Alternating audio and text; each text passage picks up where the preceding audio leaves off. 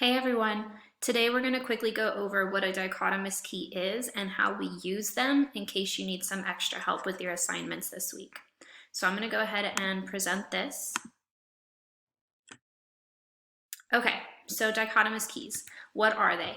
It's a tool that scientists use to identify species based on their physical characteristics. So if we're looking at an organism, how do we identify the exact species that it is? The way we do this is we are asked a series of questions, and based on our answers, we move through a dichotomous key. So for example, if we were looking at a shark, you always start at question 1. It doesn't matter what you're looking at, you always start at question 1 in the dichotomous key. It'll ask you A or B. So A says, is the body kite-like in shape? So does it look like a kite if you're looking at it from the top?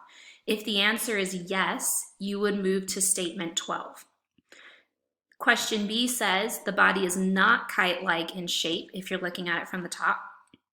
And if that's true, you'd go to statement 2. So if we were looking at this shark, if we were looking at it from the top, it'd probably look like a torpedo almost. And so the answer we would choose is B. It doesn't look like a kite, and therefore we would go to question 2.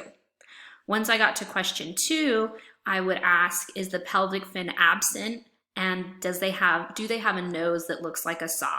If the answer is yes, then that is the family that that shark belongs to. If the answer is no, then I would go to statement 3.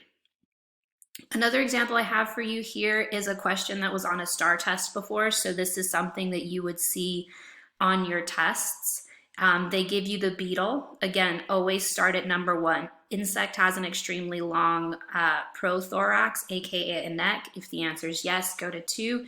If the answer is no, then you'd go to 3. So let's practice. Let's use this beetle for example. So again, start at question 1, move to the indicated number, and then keep moving through these questions until you reach a name. So a student examines the winged insect shown below. Here is our bug.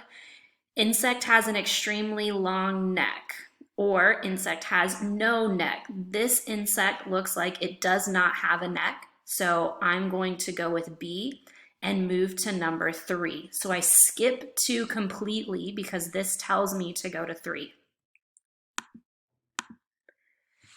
3 says wings are armor-like with membranous hind wings underneath. So what that's saying is they have like a shield on top and then they have a wing underneath them, or they are not armor-like. If I look at this looks like armor, and it does have a hind wing underneath it. So the answer is yes, it does have a hind wing and they are armor-like. So this is the order that that bug belongs to. So if I was picking this, I would pick H because that is the order that this bug belongs to. All right, next example.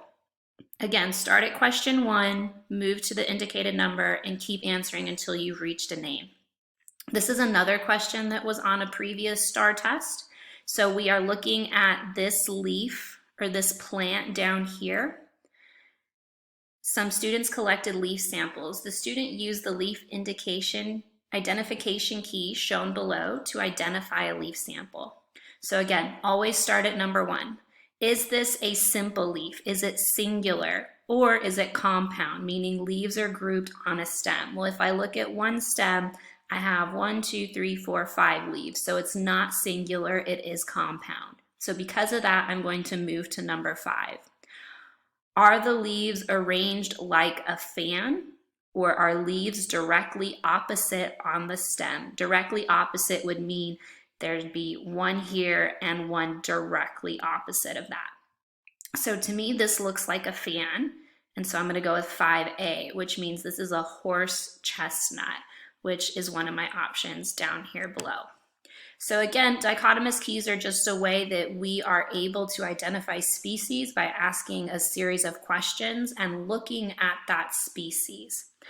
If you have any other questions, be sure to either reach out by email or to respond to the discussion board. There's a lot of extra stuff in your additional resources folder. Have a wonderful rest of your day.